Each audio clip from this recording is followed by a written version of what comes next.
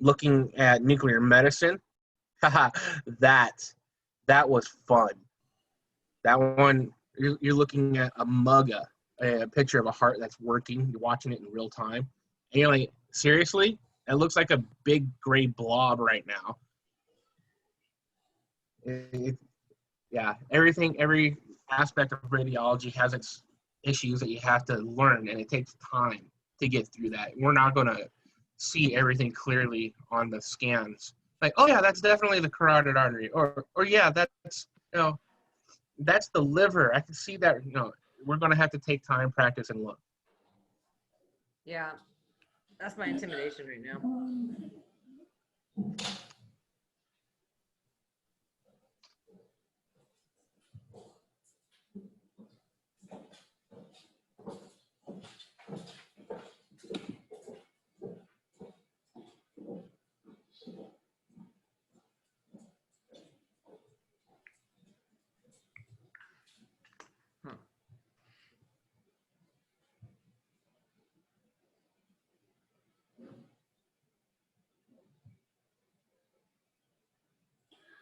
Okay, good.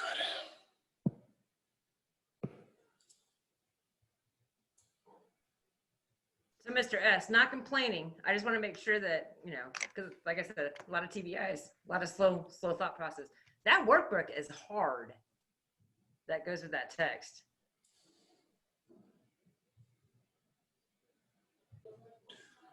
Okay, can you guys hear me? Yes. I can't hear Yes, you. I can.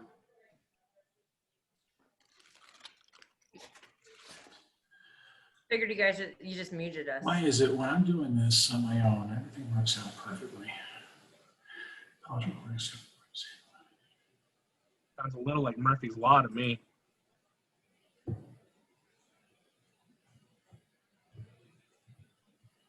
Story of my life.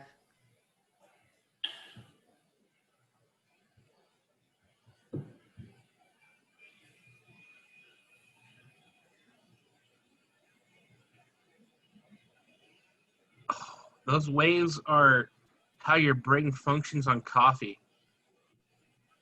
Mine are more scribblies. Like there's like two and a couple other things in there for mine.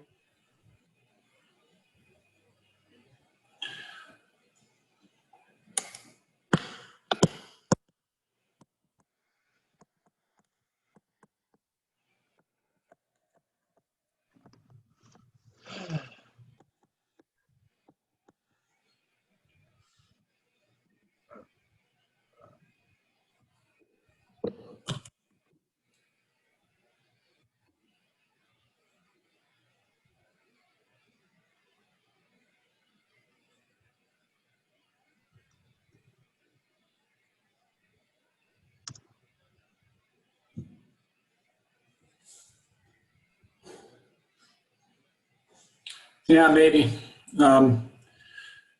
We could hear you if that's worth anything. I'm going to try one other thing. All right, can someone say something? Something now. Okay, well, darn it. Now my second screen is working, but sometimes sometimes when I put that second screen up, it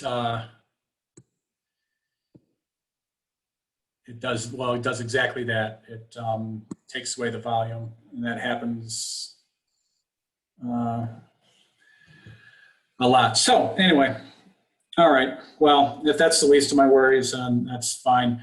Am I recording? I am recording, right? Yes. Okay. It's always fun to have the beginning of a YouTube recording with me being an idiot. All right.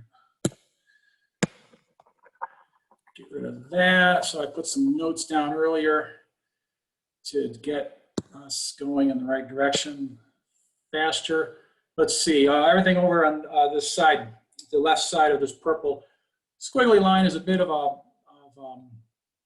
review. So I told some of you today that I wanted to review a little bit about what we talked about the other day.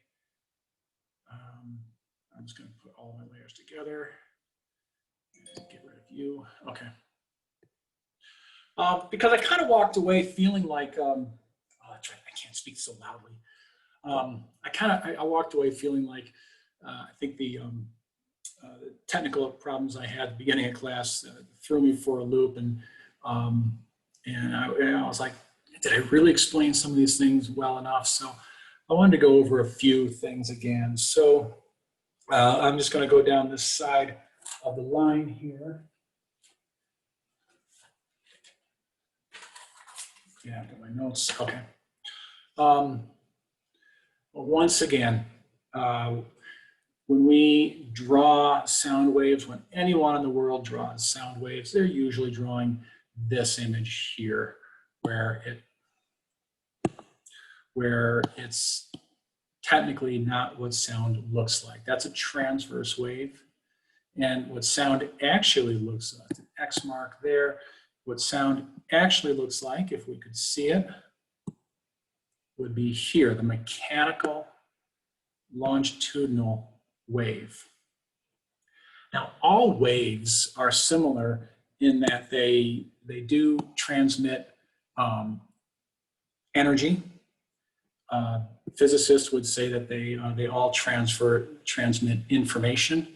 And certainly you can deconstruct the sound waves that we get, and that's exactly what we do. We deconstruct that to make our image. So a sound wave travel is sound or transverse waves travel, or any kind of wave travels, it moves energy and transmits information in such a way.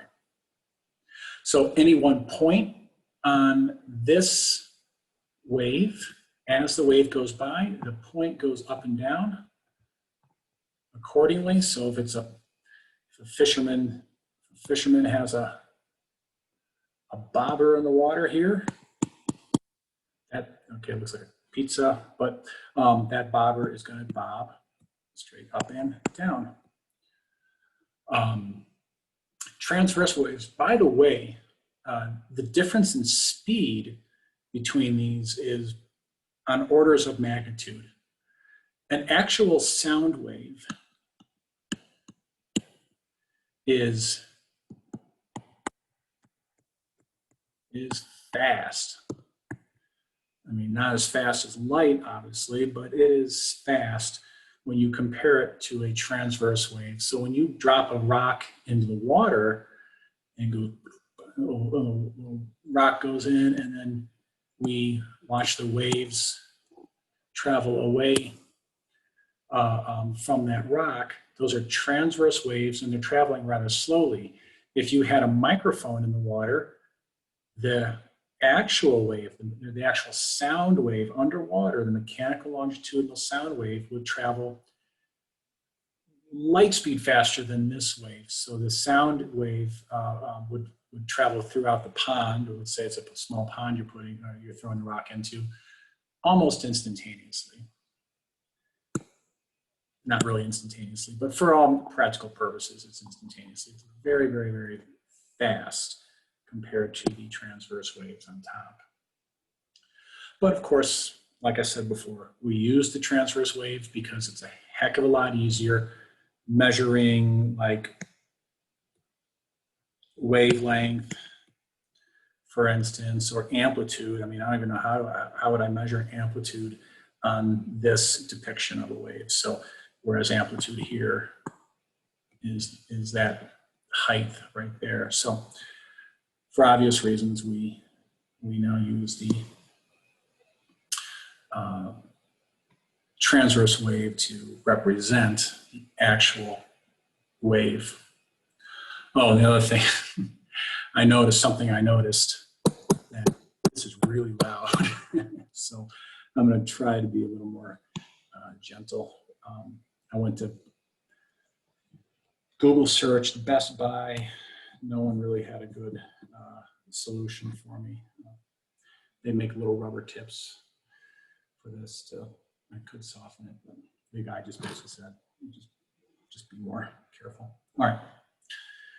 So another thing we learned about was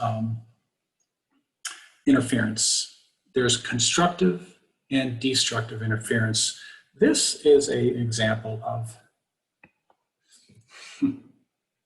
review, constructive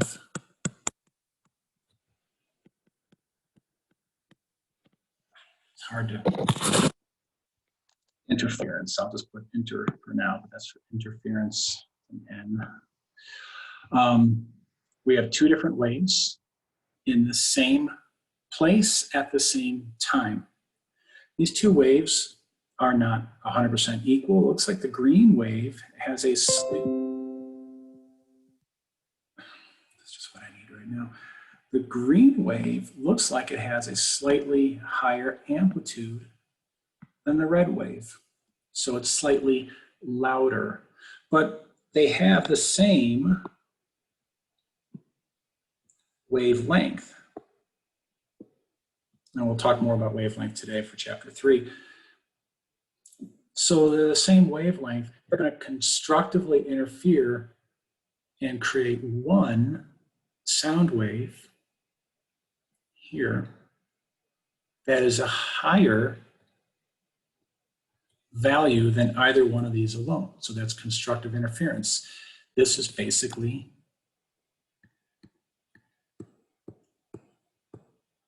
louder. And then you could say that by saying there's more amplitude to it, there's more power in it. Power, yeah, there is more power. There is more power. There's more volume. There's more decibels. dB is for decibels. And that is a logarithmic way of looking at basically volume. So we'll talk about that later, of course. Can I? Oh, no. That did not work. That did not work either. Okay. I was just wondering if I could move the screen without having to use this function. Okay. So now down here we have an interference pattern again. We have we have the same, well, whoops, more or less the same wavelength. These are, in other words, if it's the same wavelength, it's the same frequency. Wavelength and frequency are not always, but anyway, in this case, the same frequency, same wavelength, same period. Basically, these two sounds are the same, but they're out of phase.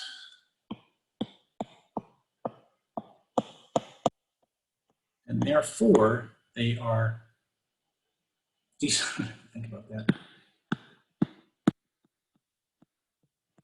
destructive interference.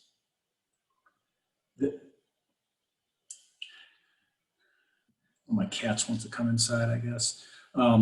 This peak on the red wave lines up with the trough, or the lowest value on the green wave. And of course, this peak here lines up with this trough, and so on and so forth. If this is perfect, if you have two waves of the same frequency and the same amplitude, but they are perfectly out of phase, the result would be zero noise. And that's what Bose speakers try to do, or noise canceling speakers. That's what they try to do. They try to perfectly match the sound from outside coming in with frequency and volume or amplitude. And by doing that, they get pretty darn good at canceling out all sound. But typically it's never perfect, and so there'll be a little bit of sound left over, but it's very low volume or very low amplitude or decibels, whatever you want to call it. So that's our destructive interference. And both constructive and destructive interference happen all the time. The last one, I didn't redraw the last one. That was the beat frequency, which is not a term used. You know what, I'll just draw it really quick because I could do, Too much stuff on my screen.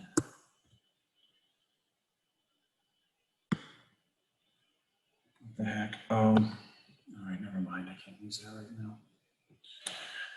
I'll just do this.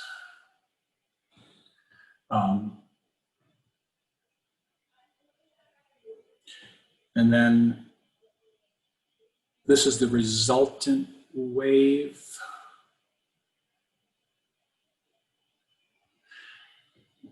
And then there's a baseline. Just quickly draw a baseline and so you kind of get an idea of whoops.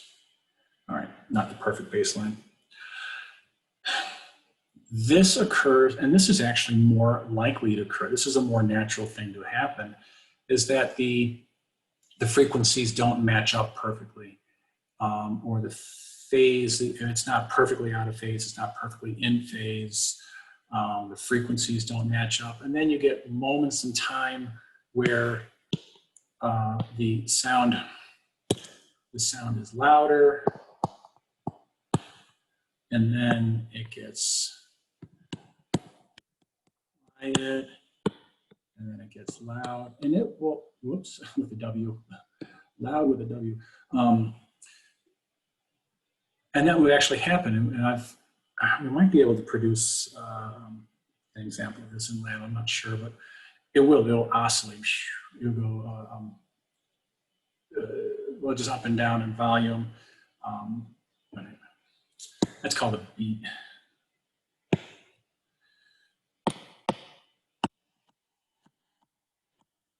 Frequency. Okay, enough of that. I want to get rid of this too because I might need this space. Let's see, that's all I had written down for review. Chapter one. Sound travels in a straight line. It does. It doesn't seem like it because it goes off in all directions, but it does travel in a straight line because it's a longitudinal sound. Electromagnetic. There might be one question on your SPI about electromagnetic. It does not need a medium to travel, but it does. It's a self-propagating wave. That's why it can go through space. Electromagnetic, of course, is like the sunlight, or radio waves. But sound needs a medium. It needs something to be in it because it's a mechanical wave, mechanically moving molecules. All right. Let me just. Holes. Okay, cool. I could use that in the future. But I just wanted to make sure that no one's trying to communicate with me and I don't know it and I'm just talking to myself. Let's see, acoustic variables, pressure, density, distance, and not in your book, I added temperature. So just keep that in the back of your mind. Pressure, density, distance, temperature.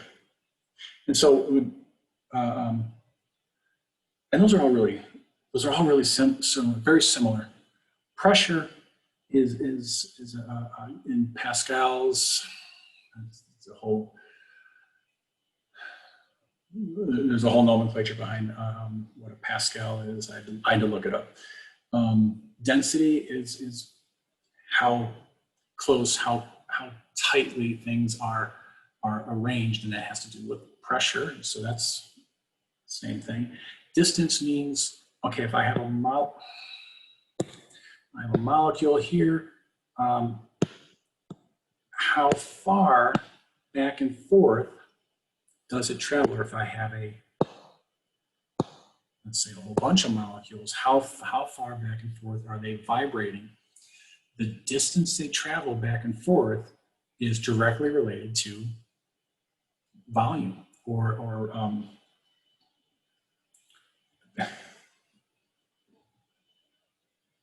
amplitude. Amplitude. And so some authors add temperature in. Well, temperature is related in as much as everything else here will affect temperature. Temperature is, yeah, we're not going to get into temperature. But so some authors add temperature.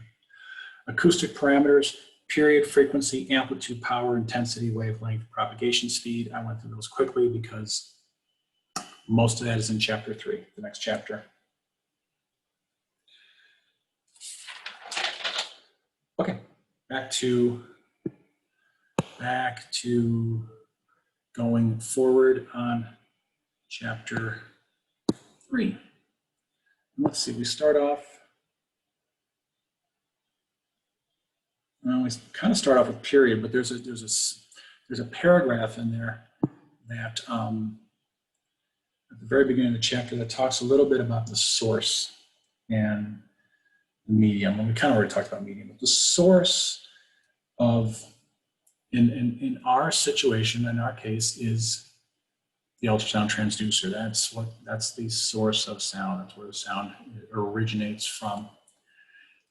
When we get into Doppler, we're actually going to talk about a second source, and that's basically the echo. The moving blood cell is the second source. But for now, we're just going to talk about the ultrasound machine, or the transducer is the source of sound. And the medium is body tissue. Okay. I don't even know why that paragraph was in that chapter. It was a little bit. Okay. So I drew a couple of things here to kind of get us started here. So I have a baseline. Of course, baseline is always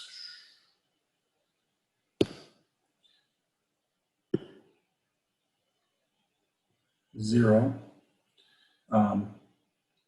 And then I have time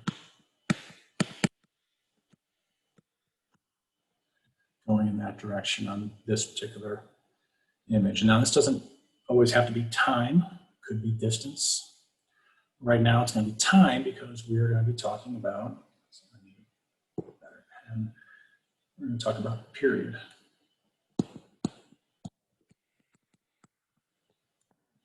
Still don't like that pen. Okay. This is the time for one cycle. So if I were to start here, one cycle is one up, one down, and back. It's a cycle. It goes back to the original starting point. Not here. That's not the end of a cycle because that's only half the wave. A wave has to have an up and down proportion. So it's not here. It's from here to here is the period. And we'll give that a small t for time. Measure from the start of the cycle to the start of the next. It is, in our case, it is going to be measured in micro. That's a special, it's not just a U, it's a special U here. Microseconds, so millionths of a second. Typical for us is 0.06 to 0.5 microseconds. Yes. Okay. So that's a very, very short amount of time for one cycle to occur. And this will change with frequency and actually with medium. But so it's typically 0.6 to 0.06. By the way, we always put the 0 before the point simply because points are hard to see. And if you don't put 0.5 and you put just 0.5 and you miss the point, now suddenly you're 5 microseconds. So you could be off by a whole decimal point if you don't put the 0 before the point. Okay, anyway. Period is determined by the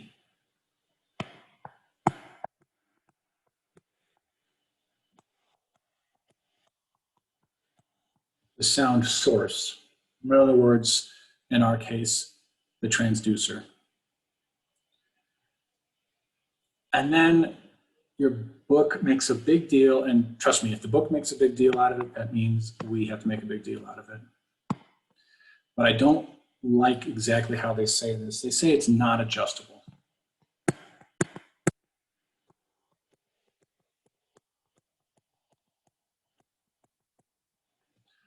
And I'm going to put a little parentheses and a question mark.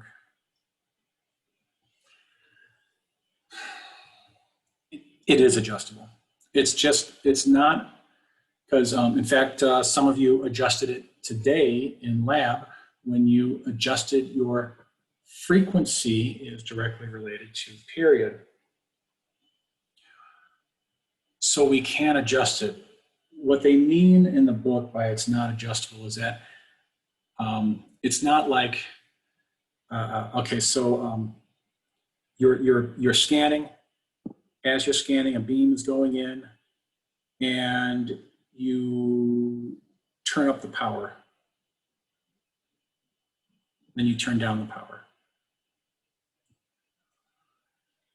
That would be a case of something that you can adjust while using the transducer, while imaging. When we change our frequency, we're going to change our period. But when we do that, let's say I'm scanning along here and I change my frequency, there has to be a stop. The machine can't, even if it's super fast, there has to be a stop before the new frequency has occurred. So this one over here looks like that's supposed to represent a higher frequency than that because there are more peaks. And you can see there's more peaks per space, therefore the space between is smaller. I got to be careful not to conflate wavelength and period, although they're very similar in the way we measure them anyway. So in other words, we can change our power while using the machine. We can change our period. It's just that there has to be a gap in there. And so therefore, technically, let's see if we can make too many. Okay, good. Okay, so period is the time it takes for one cycle to occur. It's typically 0.6 to 0.5. It is determined by the sound source. And according to the strict definition of the book, it is not adjustable. I know you're gonna, Kurt, I know you're gonna get mad at me, but so like on the SPI, period, say they ask us a question about period, would that be kind of like the trick question, I guess? Or, because everything I've read, like in my, because I have the Edelman book and it says not adjustable, like the ultrasound book. Mm-hmm. But it doesn't say that you can change it by power, but I know you can. Yeah, I just, I probably shouldn't even say anything. I probably should just say not adjustable and keep moving on. It's just that someone who's really paying attention will be like, wait, Mr. S, how do you say it's not adjustable when we have a button on our machine that changes frequency, therefore changes period? And then I got to go back and explain it. I figure this way I'm explaining it. Knowing that Edelman makes such a big deal out of, and so by the way, guys, everyone, the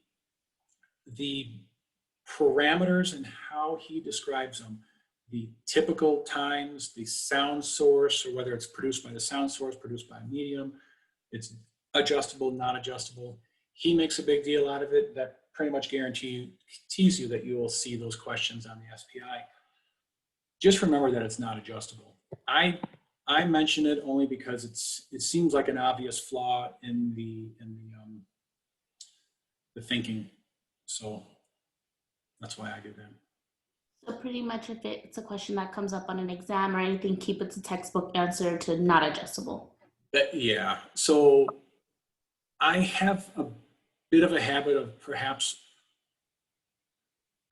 I over-explain some things, and I'm trying to be careful about that because it doesn't always help when I over-explain.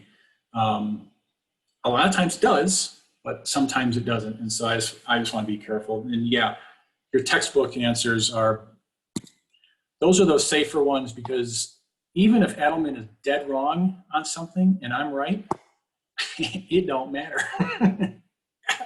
I'm not writing the SPI. They are. Edelman and a few others. There's actually a lot of people who contribute to it, but Edelman has a big part of it. Okay, so that's period. Frequency is going to be very similar. So how many events occur in a period of time? And up here, I kind of draw it up there, but let's do this again. Let's just say this is the beginning. So now this is going to be 1 second. So once again, this is going to be time.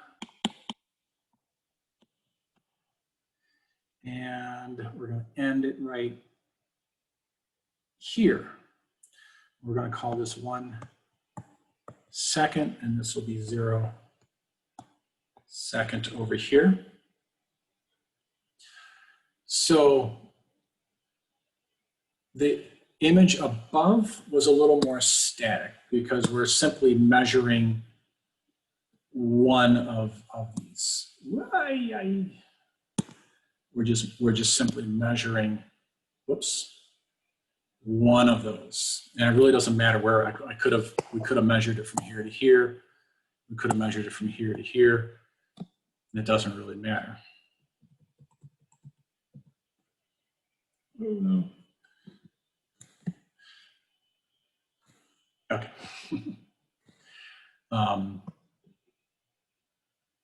Here we're going to measure the entire length in a way here. So in most of the time, when you hear hertz, and I guess technically it doesn't have to be seconds actually. Z, I want to put the Z down there. It's a little bit, okay, hertz. Hertz, did they just go out of business or is that someone else? Anyway.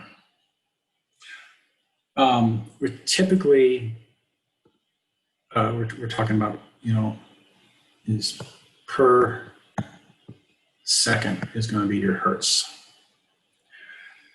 So 1 hertz, 1 time a second, 1,000 hertz. Let's actually write that. 1 hertz is equal to, just 1 hertz is 1 hertz. However, 1,000 hertz. Oops. Is equal to 1 kilohertz, 1,000,000 hertz. In other words, 1,000,000 times a second is a mega, capital M, hertz, megahertz. And this is typically what we're dealing with in ultrasound is megahertz or multiple megahertz. Typical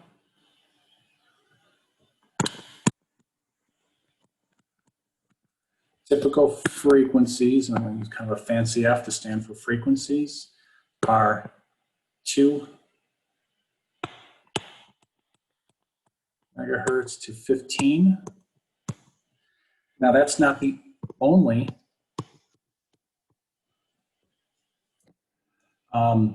2 megahertz is really low. It's still 2 million times a second. In other words, 2 million of these are traveling past any point in space, are traveling, yeah, let's say a point in space. 2 million per second are happening. And that's the low end. The high end is 15. Some ultrasound units go even higher than that. The higher you go, the less you can scan.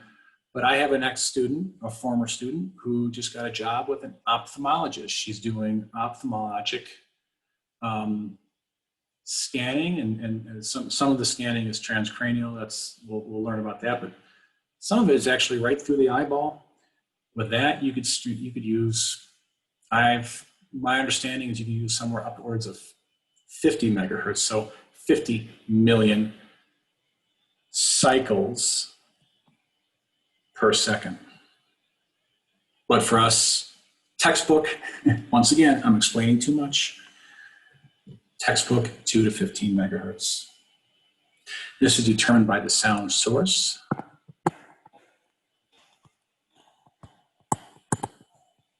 I'm tapping the screen. And is non-adjustable.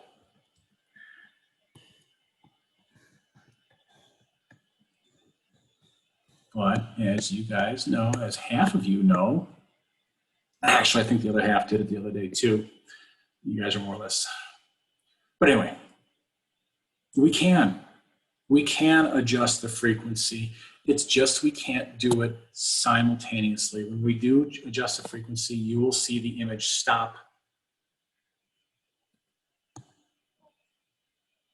That's the same chat. Okay. Go away. Go away. Go away. All right.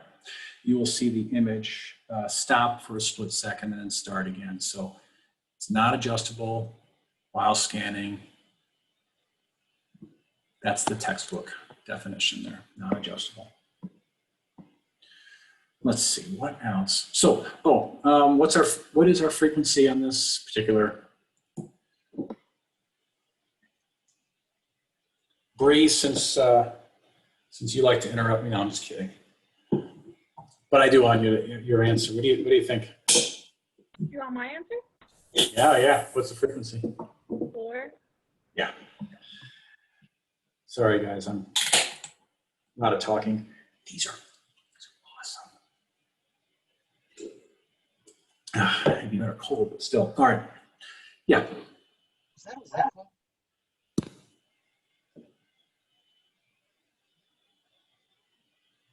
Awesome. Anyway, 1, 2, 3, 4. And let's, for the heck of it, we'll do a higher frequency, about the same amplitude and everything, but let's do a higher frequency.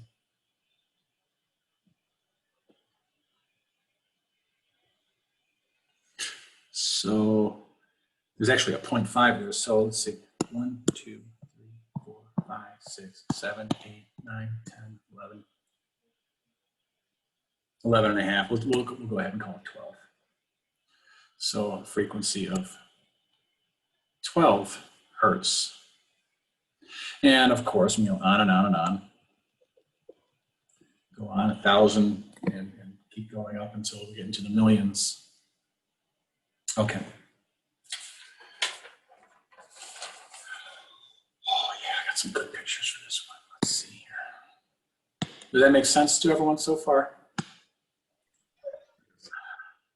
I hate that. All right, let's just hit Control Z. Of course, that doesn't change. Yes, it does.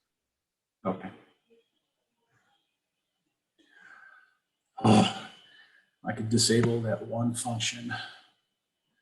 Okay, I'm going to have to erase a little bit of my work here. So what about when we're talking about like fractions of a second? Well, when we're talking about, so if you took let's go back to this purple line here. I'll zoom in a little bit. So that out to here was 1 second before. Let's see, one was right about there. Just a different color.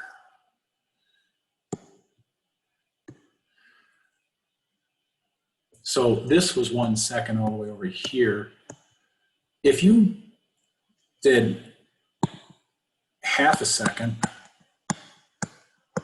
it doesn't change the frequency, even though there's only 2 cycles here. It's 2 cycles in half a second. Therefore, it would still be 4 cycles in a full second. Is that what you mean, or?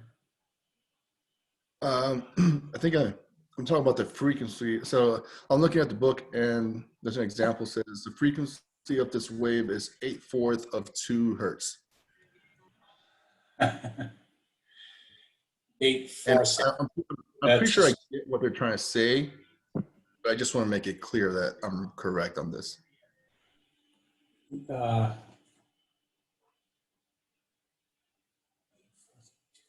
What page is that?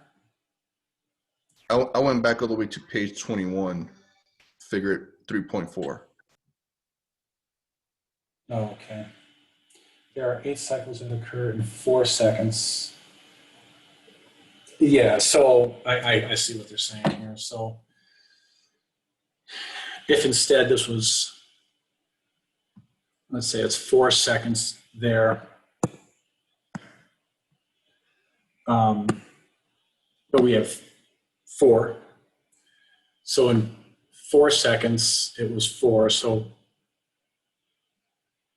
yeah, when we go down to in 2 seconds, there's still 2. And then in 1 second, there's 1. So the frequency on this page, not exactly from your book, but on this page, the frequency is 1 hertz, because from 0 seconds to 1 second, only 1 cycle occurred. They're just mathematically messing with you on that one.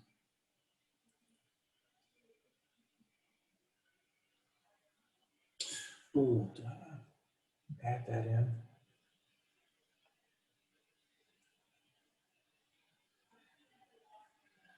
We haven't done, we're doing more on frequency. We haven't done wavelength the next. Okay. Anyway.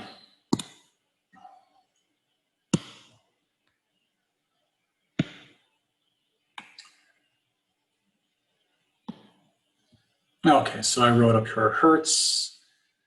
Hz is equal to hertz is equal to the number of somethings per something. And it's usually per second. And in the case of sound, it is cycles per second. Remember,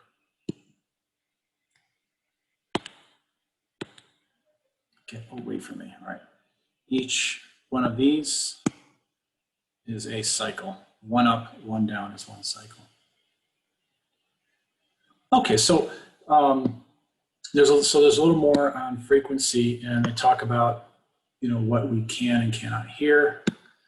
Let's see, that's my little drawing of a human ear. Humans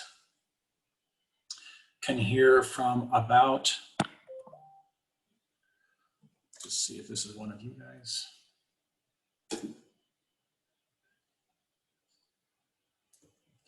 This is important. I'm not ignoring you guys. Yeah, it's me. Let's see. And so you drew those numbers in, right?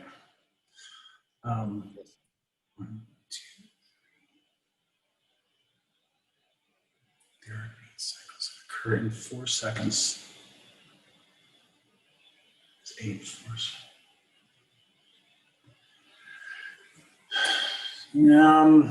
The way you drew that in, I'm not sure. Let's do this for the view.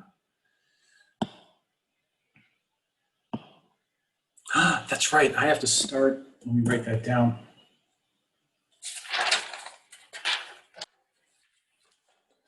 I have to put together, start a called a message board, right? Message board. I forgot to get that going. You guys can ask me. Yeah. Anyway, okay. Let's draw this one out again. Get a baseline here. And let's do a new color for nice little salmon red there. And that was 1, 2, 3, 4, 5, 6, 7, 8 in 4 seconds. So let's do the seconds first. Well, 1, 2, 3,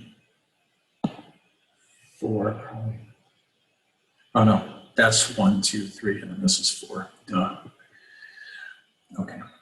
Because that's 0. Oops. 0, 1, 2, 3, 4 seconds. And then there was 1, 2, yeah, 1, 2 each. So each one had 1, 2, 3, 4, 6, 7, 8. All right. A little hard to draw cleanly, but you get the idea, I think.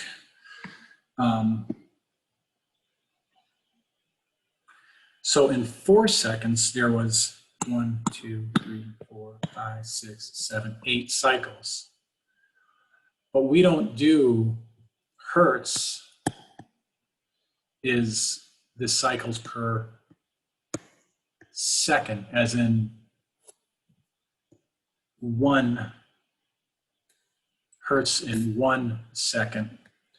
And so what did they say? There are 8 cycles that occur in 4 seconds. The frequency of this wave is 8/4. Hey. My cats just have no sense of boundaries.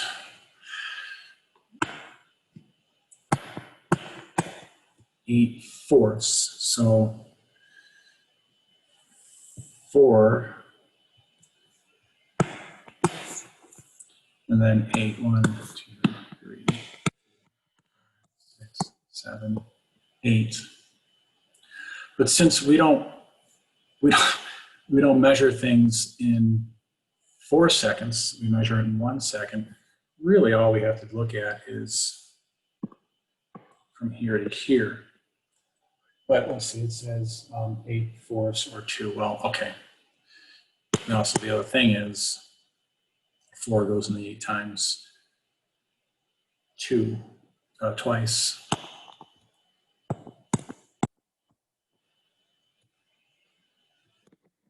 8 into 4 equals 2, so it's 2 hertz. So that's the mathematically way of looking at it.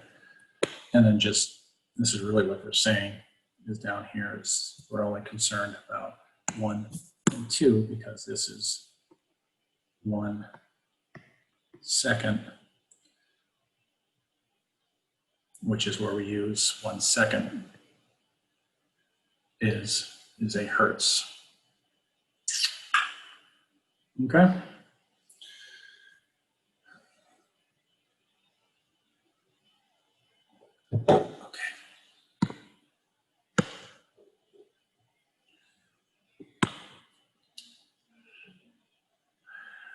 All right, humans have we actually have a pretty wide range of hearing.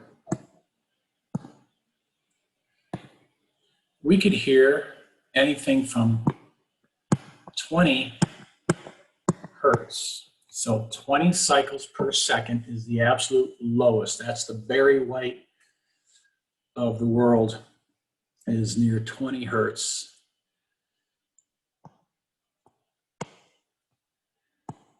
And we can go all the way up to 20,000 hertz.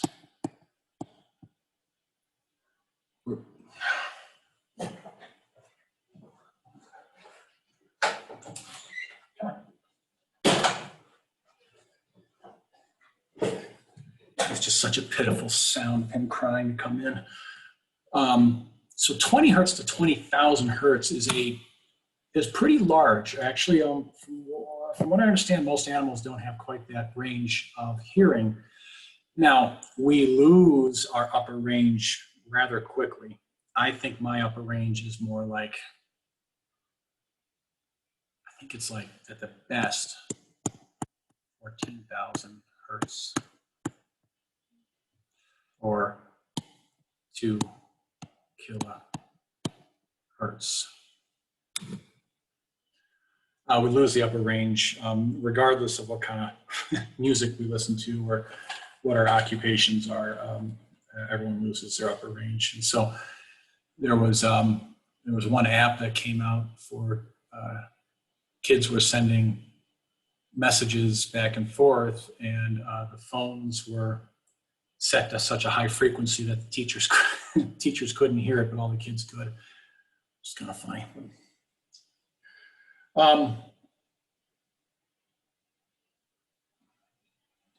Okay, yeah, I did put that note in there. The reason I have the elephant and the mouse and the bat I guess would be most relevant for us, is that anything less than 20 is below our hearing range. If it's below, it is infra. So in other words,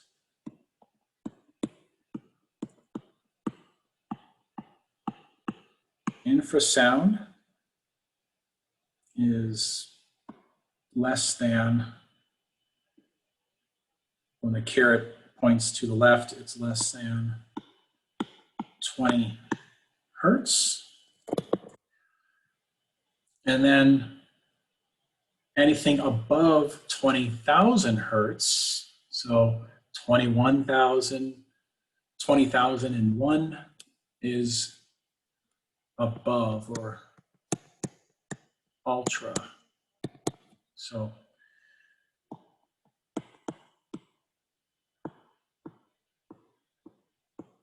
try not to bang on the screen so hard.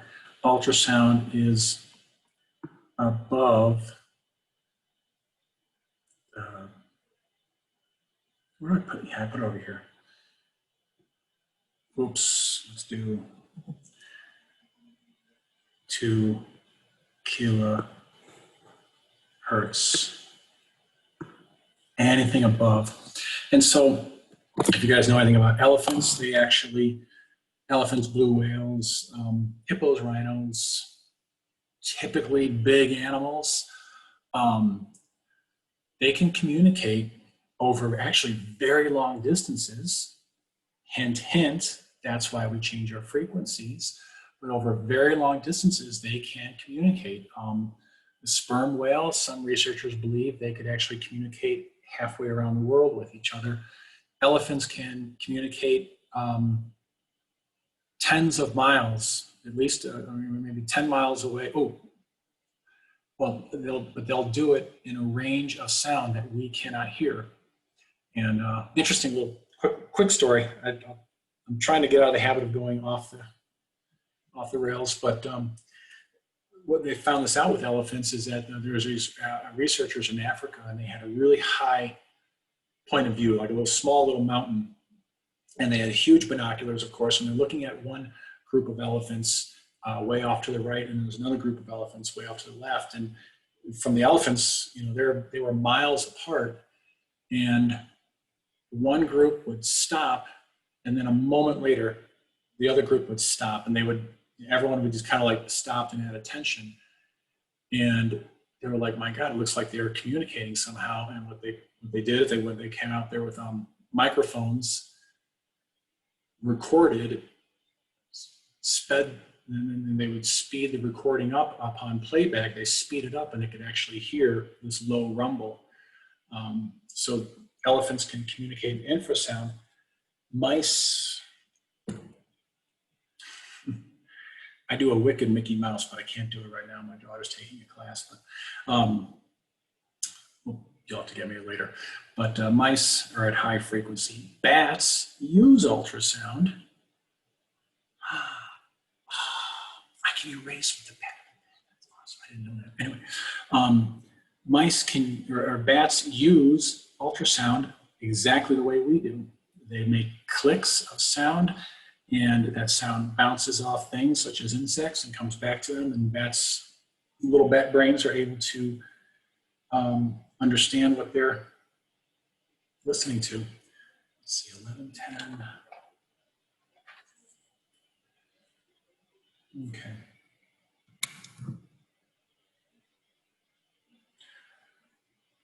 So I will introduce our first equation. It's not in the book at this point, but I thought it was a good idea to add it here. Yeah, let's go ahead and do that.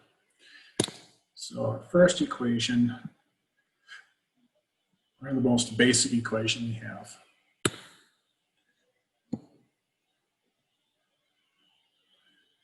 And it's lambda. Now this is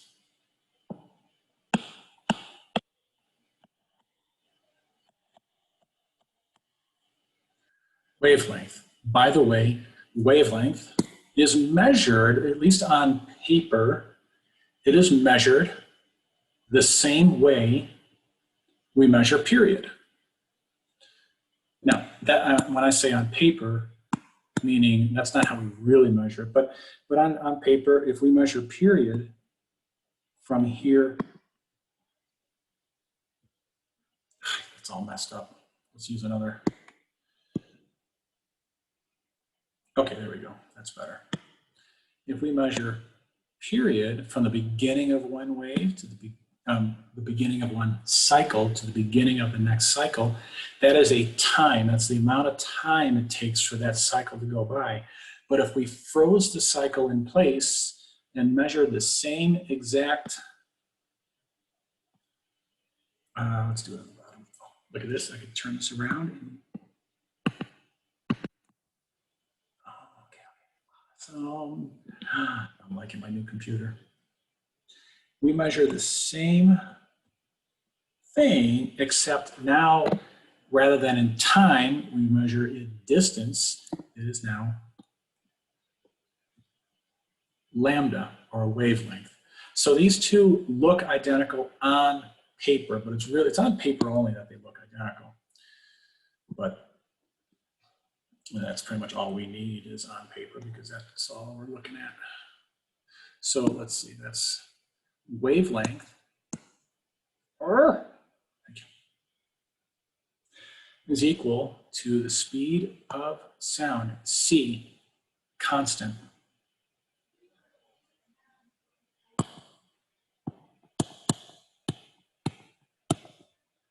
Speed, I'm just going to see, sometimes we put propagation speed, but propagations, I can't spell it. Speed of sound over frequency. So if you guys know your math, and we could change this around. Speed of sound is a C is for constant.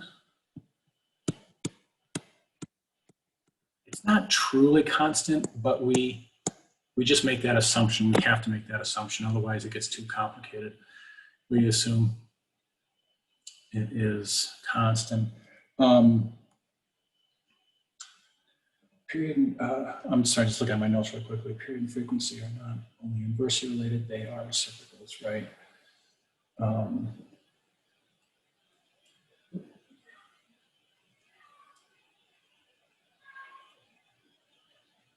Okay. I'm actually a little confused as to why I put that right there. Okay, let's get rid of this. This is awesome. Now he wants to go back out. Period and frequency are not only inversely related, they are reciprocals. So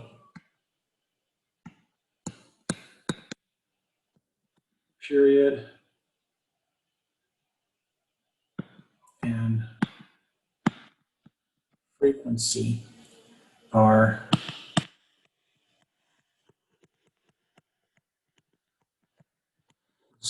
reciprocals. So in other words, if something takes 1/8 of a second to occur, period, the frequency is that's the same thing as saying 8 times. I don't want to use the X because that.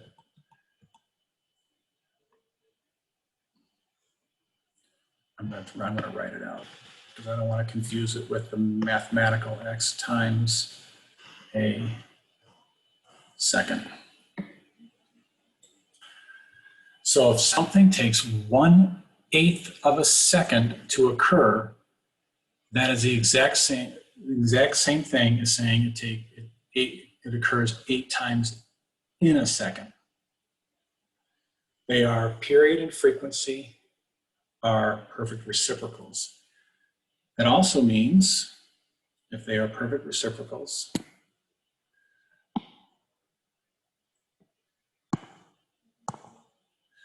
let's make this a little bigger.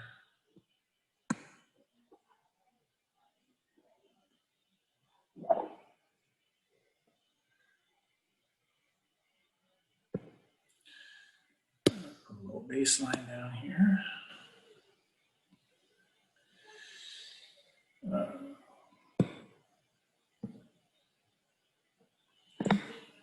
Okay, so period and frequency receive 8 times a second. Well, let's draw that one out first. So here's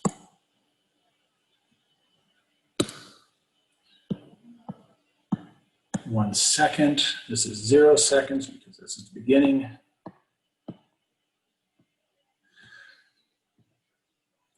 Whatever, 0 seconds to 8 seconds.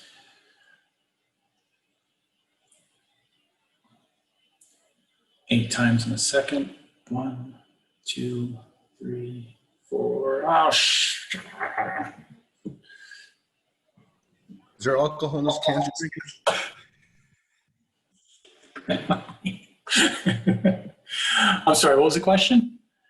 Is there alcohol in those cans you're drinking? I wish. No, there's not. Let's see. 1, 2, 3, 4, 5, 6, 7, 8. See, it would have made sense if I drew the 8 cycles in, then drew the baseline. That would make it so much easier to do, but I'm learning. It's a new system. So 1/8 of a second, 8 times in a second. So we have my frequency, basically my frequency is 8 hertz here. 1, 2, 3, 4, 5, 6, 7, 8. And this goes actually back to your question, John, that about that on page 21. Oh yeah, it actually is the same because it's 8. Well, no, 8 cycles that occur in 4 seconds. No, it's not quite, it's not 100% the same, but it's close to the same. It's 8 times in a second. That's 8 hertz. But the period for one of those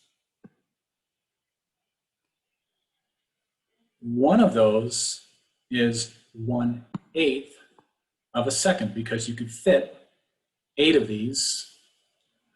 1, 2, 3, 4, 5, 6, 7, 8.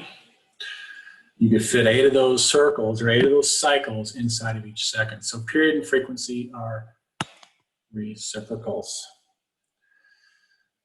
11:19. Okay. I have more notes, but I've run out of paper here, so I'm going to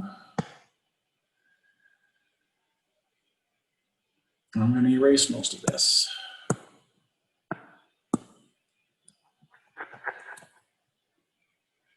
I need the space, and if I make the page too big, it messes with my ability. That's just ugly. I'm gonna take that away. Messes with my ability to write neatly, which is already questionable. Okay. So let me double check the book, make sure I'm not more about frequency, 1/8 and 1, period and frequency. Oh, and of course, when things are reciprocals, when you appear like period and frequency, if you multiply the two of them together, they always equal 1. Interesting. More about hertz. 3 bigness parameters. Okay, I got my notes for that.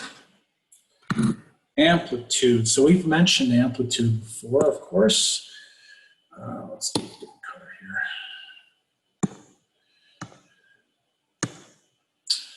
Amplitude.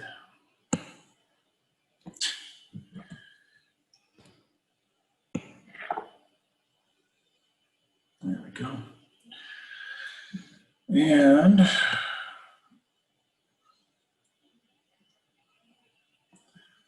draw this a little neat.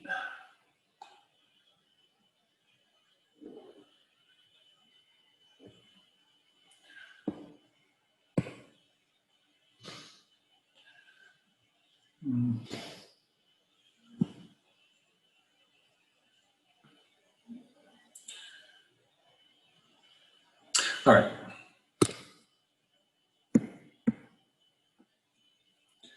Amplitude, max to average or undisturbed. So when we look at this baseline, I'm just going to write baseline. Get away. I'm going to go ahead and write baseline because baseline, the baseline could either be, it could either indicate 0, and whether that's time or amplitude or whatever, 0 is pretty much what we call a baseline. Or it could also be considered an average or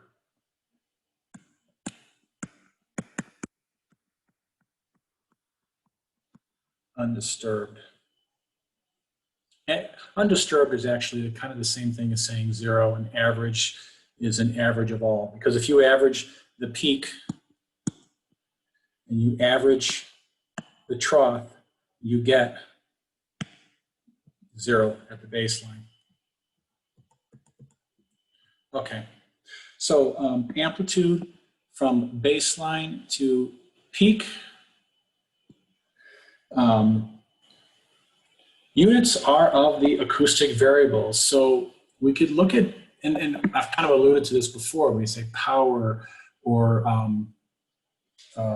the pressure, the density, the distance, the decibels, the volume, all of that really is saying this more or less the same thing. So the pressure, if we do it in pascals, we go from 1 megapascal to 3 megapascals.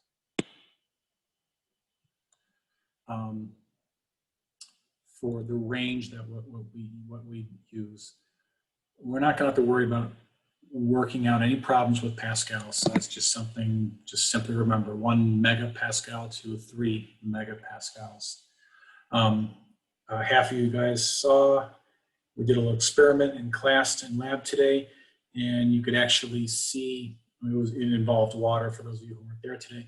It involved water, and there are tiny little particulates in the water, and the ultrasound beam was actually moving those. That's that's a Pascal at work. That's actually pushing tiny things floating in the water. By the way, don't drink the water at school. It could be in density.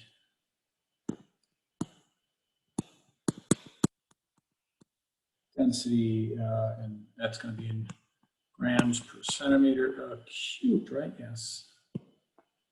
That's an M. Centimeter, grams per centimeter cubed. I don't have a range on that one. Or it could be distance. Now, distance, that's kind of weird. I mean, yeah, this is a, no, it's not. Distance is a bit weird. Let's go ahead and just put like millimeters down for distance. But remember, on a longitudinal wave, each particle is being pushed back and forth. And if a particle is being pushed back and forth that far, and then a second later you turn up the power and it's being pushed back and forth that far, this is the higher amplitude of the two. And so represented up here, that's just our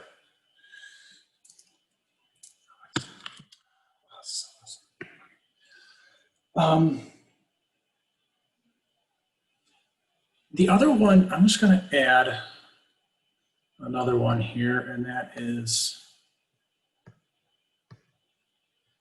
decibels. That is a relative change.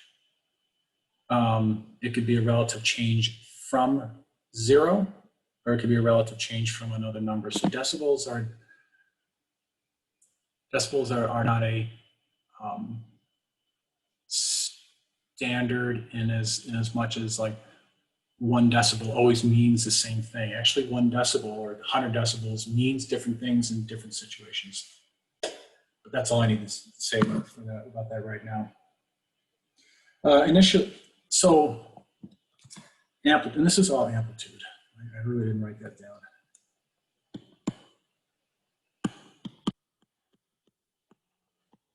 Amplitude is determined initially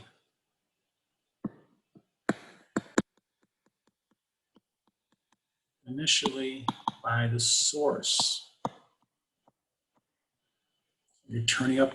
I'm just going to put in here, just so you get an idea, and let's just think of it as a stereo receiver or stereo speakers, I should say. It's the volume. You turn the volume up, and that's initially determined by the source. And so let's say I turn my volume up really loud, and you can hear it throughout the house. And for some reason, I can't figure out how to turn the volume down. So, and the phone's ringing. So I run and I take I'm thinking of my little Bose speaker. It kind of looks like one of these, except black, and you can't drink out of it. And I throw it under a bunch of pillows. The initial sound coming out of it is the same, regardless of whether or not I have it in the bathroom with me and it's bouncing off the walls and blaring, or whether I run into the bedroom and I throw it under the pillows. The initial volume is the same, but the tissue, or the medium, in our case tissue, attenuates the sound at a more or less, sometimes at a faster rate, sometimes less. So initially by the source, then by the medium. And I'm just going to go ahead and put that this is a fun little word you're going to hear about.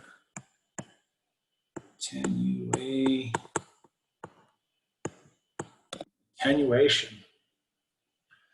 Attenuation is basically the softening or the deadening of sound over time. Air doesn't attenuate sound all that well. A bunch of pillows will. Don't ask how I know that. initially I'm termed glad I'm glad you brought up that word because I've taken a few of the mock exams for the SPI, and that word is in there a lot.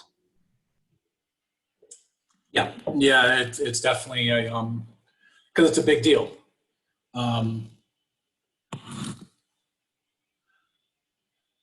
The machine has to account for attenuation. Attenuation actually is amazingly fast when we're dealing with ultrasound. Remember the elephant can communicate over long distances. Well, they're communicating through air, and they're communicating with very low frequencies. Very high frequencies, that little mouse that I showed you, they can't communicate miles. They could barely communicate 100 yards. They probably can't.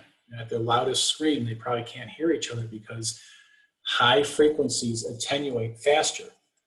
Well, that's still nowhere near a million, frequency of millions of hertz. So, yeah, so we attenuate very quickly. Yeah, come on in. I just need to grab something. Let's see, or decibels initially determining very. It's adjustable. We can. In other words, we can adjust. Well, I said earlier, I think I used the term power, but it's really the same difference. We can be imaging and then turn our power up and then back down without any pause at all. So it is considered adjustable. Okay, good. Oh my God, I just barely have one more page of notes. That should get us through. I have a little FYI. I had to look it up because I've been teaching this and I still don't know what a Pascal is, which makes it even worse. And I started looking it up. I'm like, I really regret that.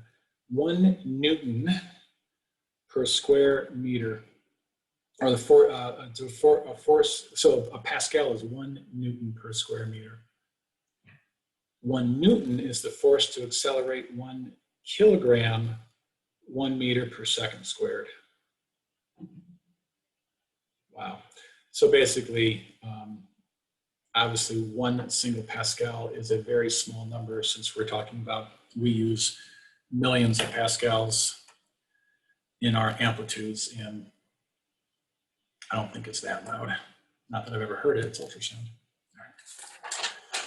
More amplitude, peak to peak. Oh, right. There's also another way of looking at amplitude. This is typically what they do is baseline to peak. And of course, there's got to be another way of doing it because that's just the way they are. This is blue. And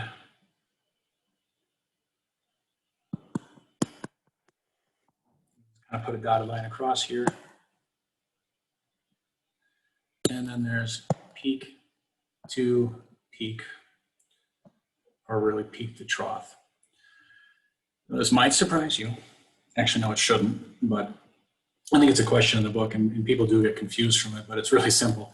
The peak to peak is always twice the single measurement. So just baseline to peak amplitude versus peak to peak amplitude. Peak to peak is twice. Well, of course it is, because it's this plus this. And so there's two. Seems obvious, but people do get confused on that. I think a lot of times people get confused, not because it's difficult, but because the wording confuses them, or they assume there's a trick. That reminds me, I have to talk to you guys about test taking skills and such. Okay, let's see. Yeah, we'll just talk about one more quick subject, and that is power.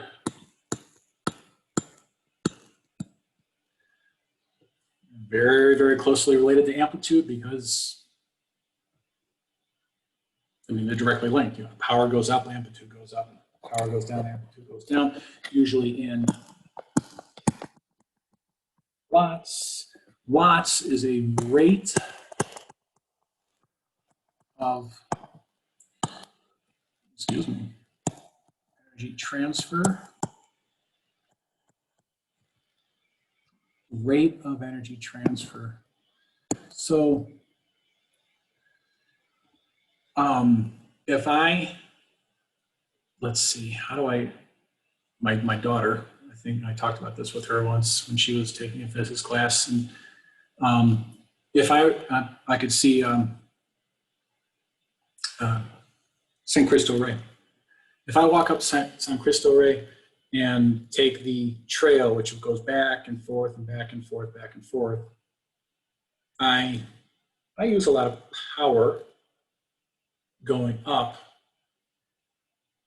but if I walk straight up, you know, ignore the path, it actually is more wattage.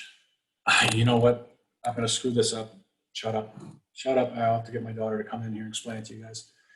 But in any case, it's actually no, the overall amount of energy is the same, but you have to use more power to go straight up the side of the hill, because that's why they have switchbacks. So you use less power for the same amount of energy.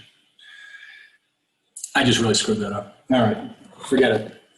Typical power is 0.004 to, how many?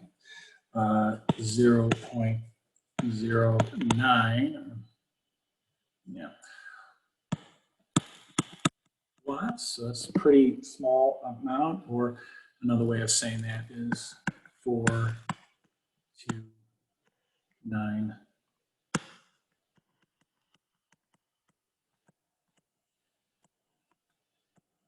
milliwatts of energy.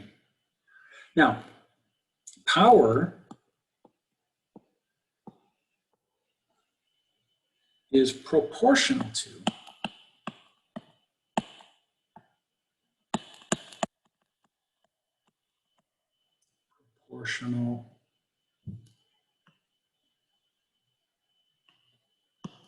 is that the right? Yeah. It's proportional to amplitude squared. So they're very closely related, but they're not perfectly related. So you don't, if your power goes up by a factor of 1, amplitude, or say your power goes up by a factor of 16, your amplitude will go up by a factor of 4. 4, yes. So, and I'll explain that in just a second. Let me go through my notes in order, otherwise I'll screw myself up even more. So in other words, so if I say power is proportional to, I'm just kind of rewriting this, amplitude squared. It is determined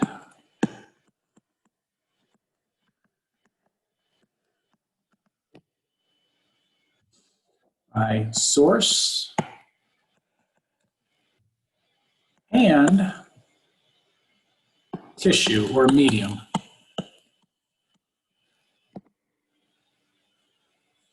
Well, that makes sense. We just said amplitude is initially by the source, and then it attenuates quickly.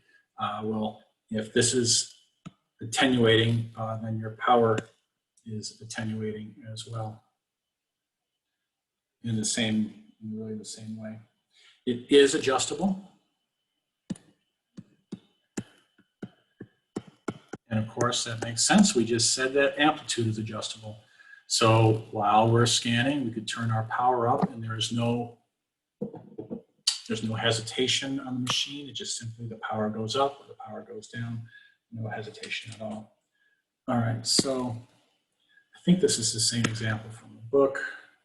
Let's just write this down here. What just happened? So if amplitude, we're going to go by amplitude. And this actually was, I always get this a little bit backwards. So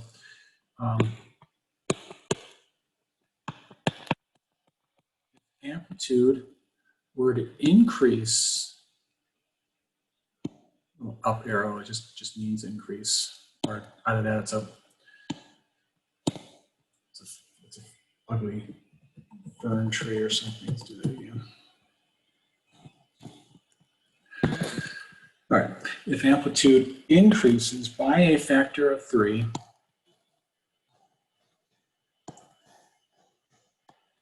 we don't know what the original amplitude is. We just know that it's gone up by a factor of 3.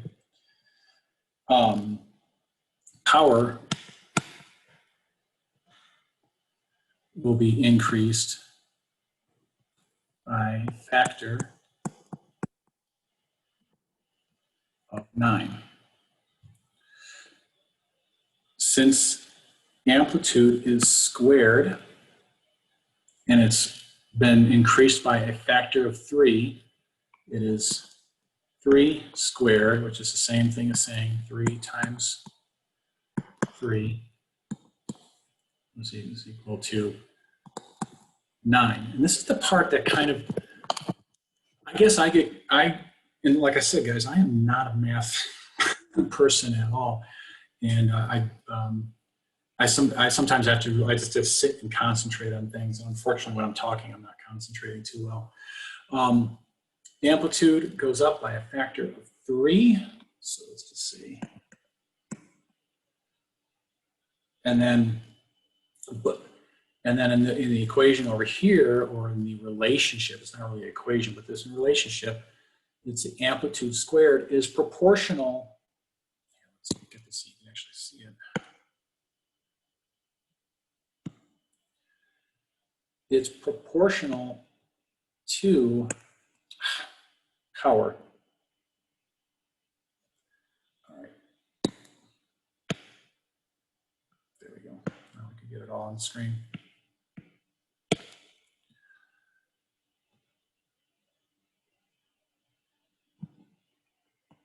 Power. All right. And maybe this is easy for you guys, but for some reason it kind of, I get myself a little bit turned around on this. If we're increasing this by 3, fine, we're increasing our amplitude by 3. What that actually is saying is that in order to find what the power is, you take that increase of 3, you bring it to the second power. So, can I make it any uglier? 3 squared. Now that is what's proportional to power. So amplitude up by a factor of 3. Power goes up by a factor of 9. 3 squared is the same thing as 3 times 3 is equal to 9. And we could say it the other way around. If power, I have to think about, well, let's just say, let's keep our math easy because trust me, I need it that way. So we'll stick to the same, let's go. So if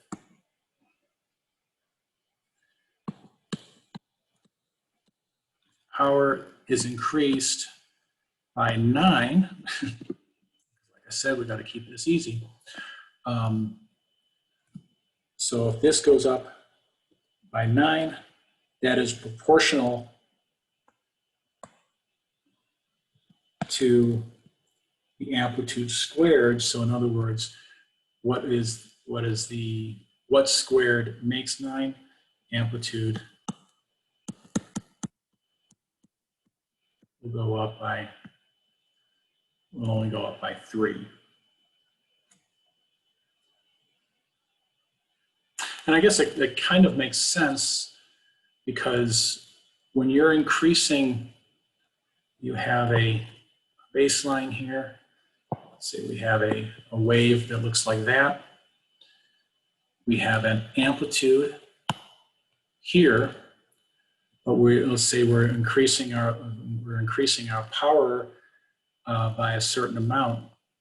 We still have to worry about this side of the equation. Now, this might be screwing. This might be I might be going down the wrong rabbit hole again. But in other words, the power that goes into it, power increase, has to deal with both sides of the amplitude. So it takes relatively more power to create a higher amplitude, because the power has to deal with both sides of the line. It has to increase the peak. It also has to increase the rarefaction. Did I mention?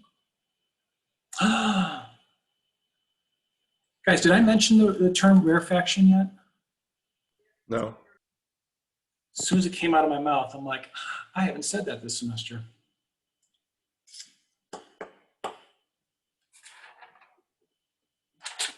Okay, that's perfect. It's 11:46. I don't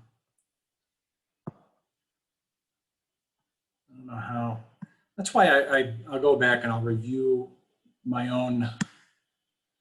I'll review my own notes and review my own YouTubes, and I'll be like, ah. But that's the nice thing about recording, is that I get to go back again. All right, so.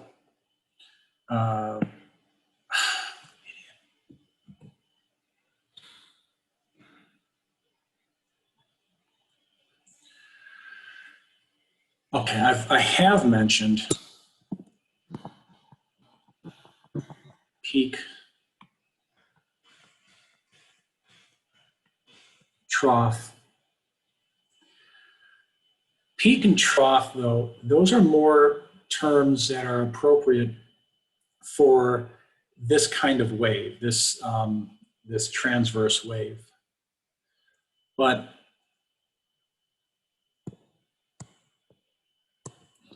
my eraser a little smaller here.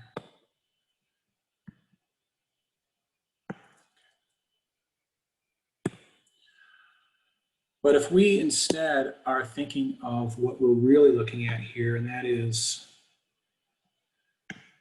a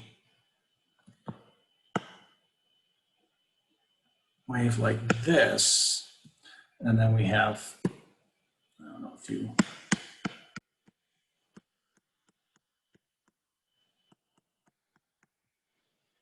okay, so if you guys remember, this represents, like a black line here,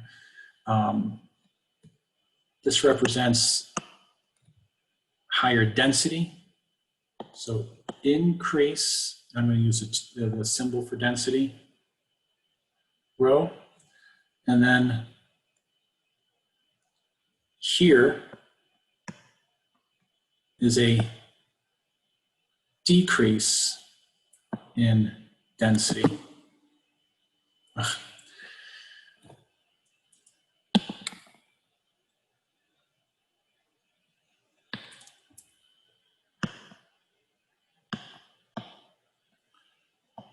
Decreased density. Now, when we look at the wave above here, that transverse wave, it's kind of like, really, that's what that means? Well, yeah, that's what this means. Peak is peak density. And then it goes to right here, which is average undisturbed. And then it goes down here, and that's when everything's being stretched apart. And so your average density is whatever the density of, let's just say air, whatever the density of that air is without any sound in it. Then a sound wave comes by, and at first, bam, it squeezes everything together. And then it doesn't just relax, but it actually pulls apart. So things are more, each molecule is further apart than normal. And then it goes back to very dense. It goes back to rarefied. And so that's what we're talking about is, God, what was the terminology? Rarefaction, rarefaction.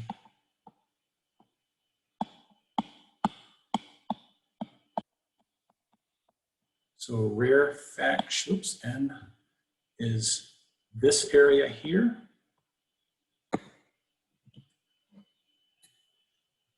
And this area here with the higher density is a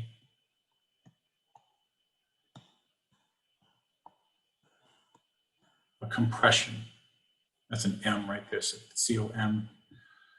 Compressions and rarefactions. That is what the mechanical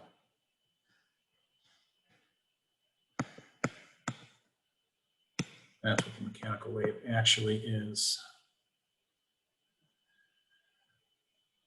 a series of rarefactions and compressions, or compressions, rarefactions. So since it's 11:50 and I don't have time to start anyway, and actually, honestly, my notes end, I'd have to be reading straight from the book.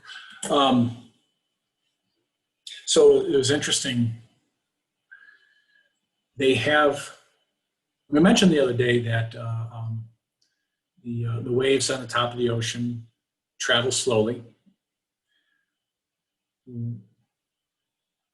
Tsunamis travel at the speed of a jetliner underwater. And then what happens is once they get close to shore, they slow down, but so you're not getting hit with 500-mile-an-hour waves, but they travel very fast underwater, and then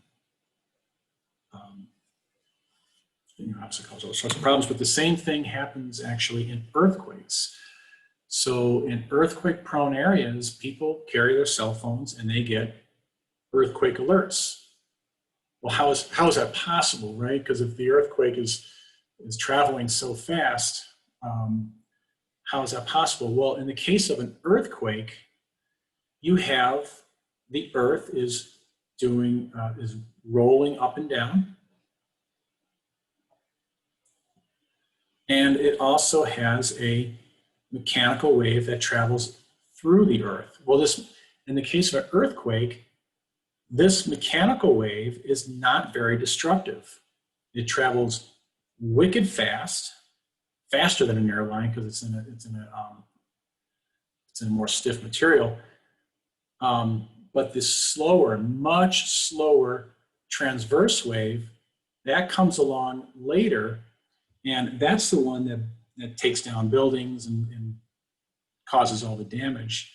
And so they're able to get earthquake alerts through the activity of the mechanical wave. That passes by. They know that 5 minutes later, depending on how far away the epicenter is, 5, 8 minutes, 10 minutes later, here comes slowpoke, but the slowpoke is the dangerous one. That's the one that does all the damage.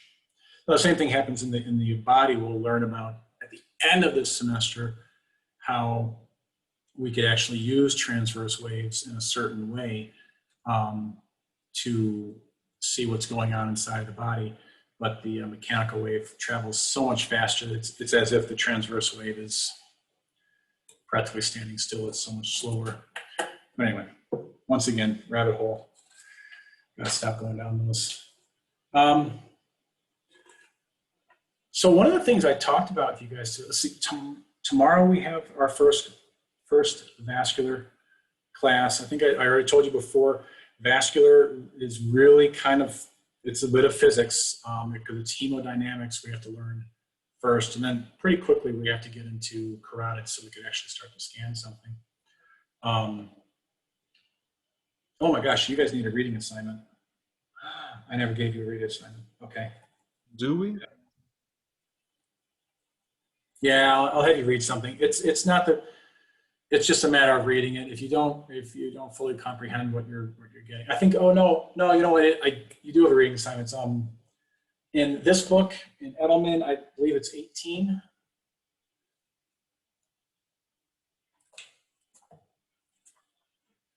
Yeah, 18 is hemodynamics. There is some reading in the vascular book as well, but if definitely, I'm going to be teaching out of Edelman tomorrow, so chapter 18. And then we come back and then we'll go back to this class on Wednesday and continue on with chapter 3.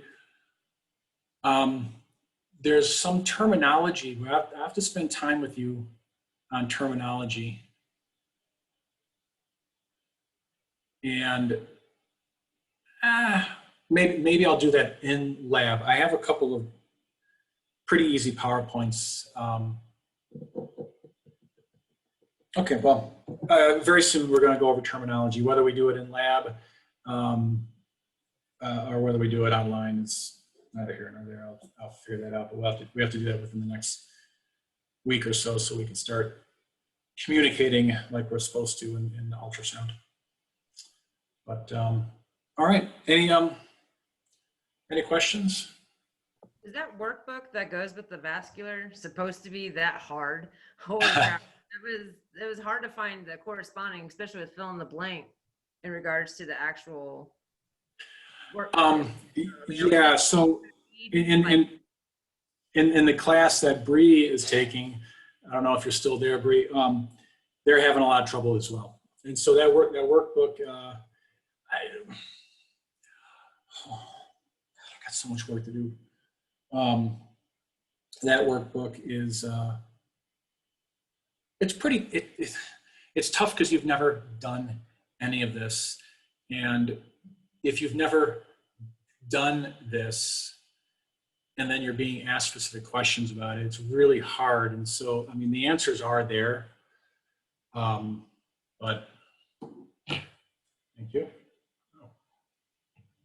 Oh.